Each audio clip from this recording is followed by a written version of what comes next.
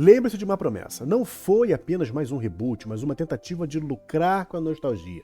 O que a HBO nos apresentou foi um evento definitivo, uma chance única de uma geração de vivenciar a história como ela foi escrita. A promessa era clara, uma adaptação fiel aos livros de J.K. Rowling.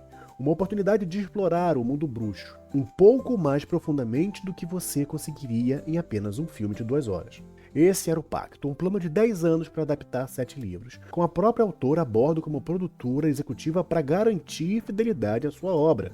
Para milhões de fãs, isso significa que finalmente veríamos a história completa, com todas as nuances e subtramas que os filmes deixaram para trás. Os fãs pareciam ter engolido a escalação de papéis cedo como Snape, porque a escolha dos outros atores para os outros personagens foi muito fiel ao original.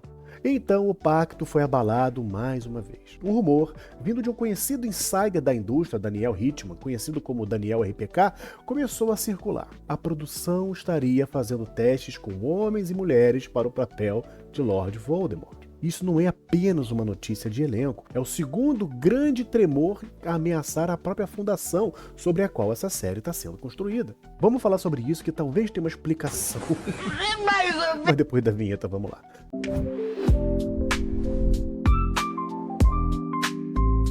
Salve meu nerd, sejam bem-vindos ao Migrante Nerd, deixa aí o seu like porque no final você vai acabar esquecendo. E se você quiser ajudar o Migrante Nerd, você pode usar o nosso link lá na Amazon para você comprar qualquer coisa sem nenhum tipo de acréscimo para você. É só usar o meu link que vai estar na descrição do primeiro comentário fixado e você pode comprar o que for e vai vir uma comissão para mim, você ajuda muito na continuidade desse trabalho, beleza? Vamos lá. A principal proposta de valor dessa série nunca foi apenas um novo Harry Potter, foi explicitamente um Harry Potter mais fiel. A CEO da Warner Bros. Articulou isso perfeitamente ao dizer que para embarcar nessa jornada era a oportunidade de explorar os livros talvez um pouco mais profundamente. Essa não era uma promessa vaga. Vimos evidências concretas de que a equipe de produção estava ciente das críticas aos filmes e disposta a corrigi-las. Foi anunciado, por exemplo, um compromisso de retratar Gina Weasley de forma mais fiel à sua personagem forte e ativa dos livros, uma correção direta a uma das queixas mais comuns dos fãs sobre as adaptações cinematográficas.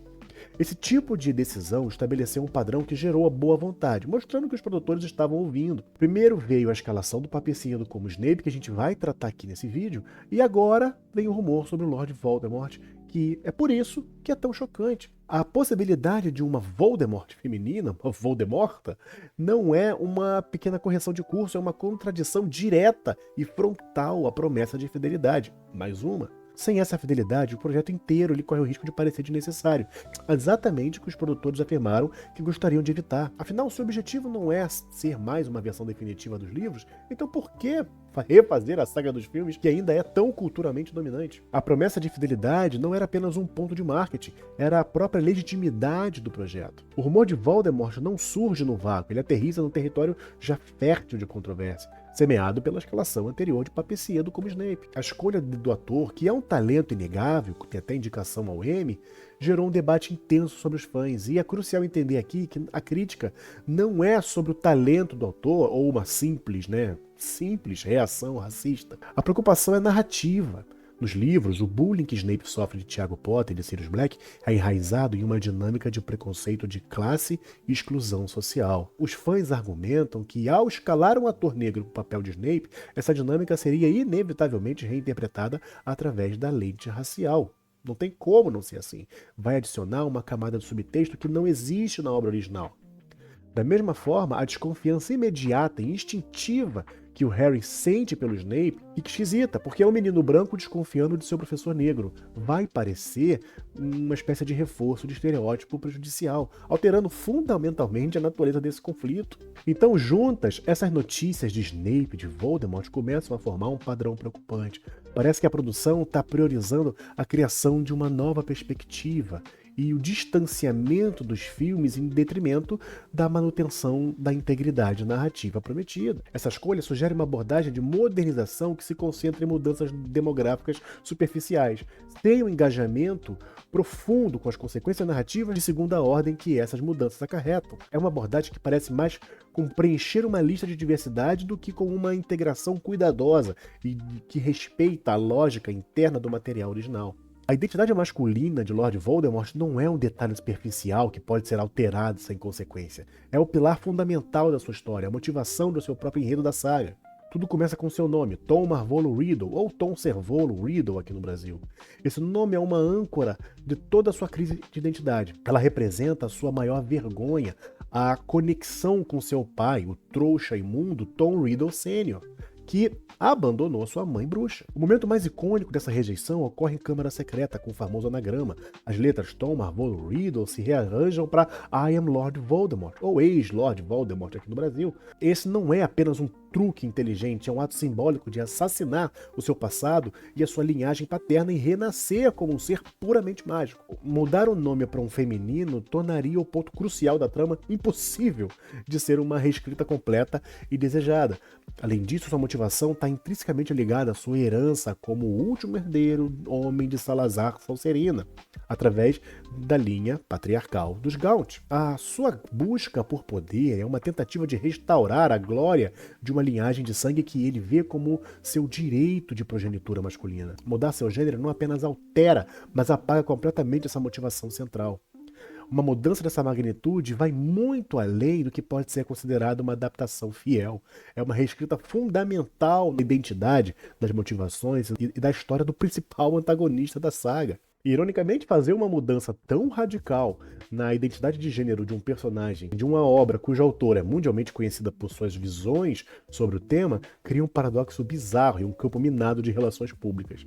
É uma decisão que mergulha a produção em um debate metanarrativo complexo e possivelmente sem vitória. Mas e se a gente estiver olhando isso por uma maneira errada? Se a questão não for tanto o gênero, mas a biologia, ou a falta dela? Vamos analisar aqui os fatos. A aparência de Voldemort se degrada ao longo dos livros à medida que ele mergulha mais fundo na magia das trevas e cria suas Horcruxes. Ele começa como um belo e charmoso Tom Riddle, mas se transforma em alguma coisa monstruosa. A descrição definitiva para o seu renascimento em Cálice de Fogo é a chave. Mais branco que um crânio, com olhos escarlate, vivos e largos, e um nariz que era chato como o de uma cobra, com fendas no lugar de narinas. Essa não é a descrição de um homem, convenhamos. É a descrição de uma criatura. Suas características são explicitamente desumanas e ofídeas. Aqui então surge uma hipótese: e se a produção estiver procurando uma atriz não para interpretar uma Voldemort feminina, a nossa Voldemort, mas para usar sua estrutura facial feminina, talvez mais delicada ou andrógena, como uma tela superior para as próteses de efeitos especiais? O objetivo seria criar um ser verdadeiramente aterrorizante, andrógeno, serpentino, afastando-se das feições mais distintamente masculinas, embora sem nariz, da icônica interpretação de Ralph Fiennes. Em teoria, o rosto feminino poderia ser mais facilmente moldado em algo verdadeiramente alienígena, reptiliano. Essa ideia acaba encontrando eco nas próprias discussões dos fãs, onde os nomes como o da atriz Tilda Swinton foram sugeridos para interpretar o personagem masculino, precisamente por sua aparência andrógena e etérea, que seria aterrorizante. Se essa hipótese for verdadeira, ela revela um foco extremo no cuidado visual à descrição da criatura, mas às custas da fidelidade à identidade do personagem. Seria um caso clássico de vencer uma batalha técnica enquanto se perde a batalha narrativa, priorizando a fidelidade a um parágrafo em detrimento da fidelidade a 7 livros de desenvolvimento de personagem, se a gente considerar colocar uma história inteira de uma Voldemort feminina somente para chegar na imagem dele como um ser monstruoso e serpentino. Mesmo que a hipótese de efeitos especiais seja a intenção, ela ainda é uma estratégia desastrosa por 3 motivos cruciais. Primeiro, a percepção da realidade. Não importa qual seja a intenção artística, a percepção pública esmagadora é que essa será uma troca woke e uma traição ao material original. A nuance do argumento dos efeitos especiais será completamente perdida na tempestade do debate online. O dano à confiança dos fãs é causado no momento em que o rumor vaza. Segundo, o erro não forçado. Em um projeto dessa magnitude, cujo marketing inteiro é construído sobre a confiança e fidelidade, e essa é uma ferida completamente auto-infligida. Existem inúmeros atores masculinos talentosos que poderiam interpretar um Voldemort aterrorizante e serpentino. O nome de Cillian Murphy foi até mesmo sugerido e aprovado pelo diretor dos filmes originais. Escolher um caminho que garante controvérsia e aliena a base dos fãs principal é um ganho visual marginal e estrategicamente compreensível. E terceiro, quebra a imersão. Como um fã apontou lá no Reddit de forma bastante perspicaz, mesmo que a atriz entregue uma atuação da sua vida, Toda a controvérsia em torno do personagem será sobre o fato de que Voldemort é uma mulher. O contexto da escalação vai ofuscar a performance, vai quebrar a imersão narrativa que a série parece estar se esforçando tanto para construir. A produção parece estar presa numa contradição fatal. Ela está usando a promessa de fidelidade aos livros para atrair o fã antigo, enquanto simultaneamente usa mudanças radicais para gerar manchetes e supostamente atrair o público novo. Esses dois objetivos são fundamentalmente compatíveis. As ações que servem a um traem o outro, e o resultado é a alienação da audiência que deveria ser o alicerce de um projeto de uma década.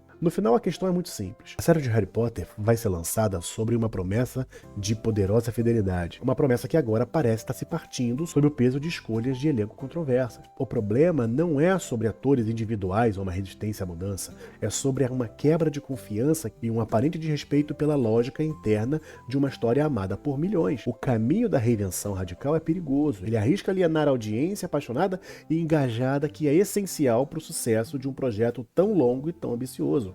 Os produtores nos prometeram a história que amamos, exatamente como foi escrita. Mas a cada novo rumor, a pergunta se torna mais urgente.